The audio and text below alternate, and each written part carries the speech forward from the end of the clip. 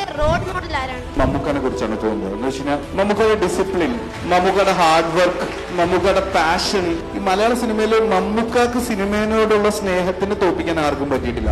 Mammootty ഫാനാണോ Mohanlal ഫാനാണോ? ദൃശ്യത്തിൽ George കുട്ടി പറഞ്ഞല്ലേ, ആ രഹസ്യം എന്നോട് കൂടി മണ്ണിലല്ലേട്ടാണ്.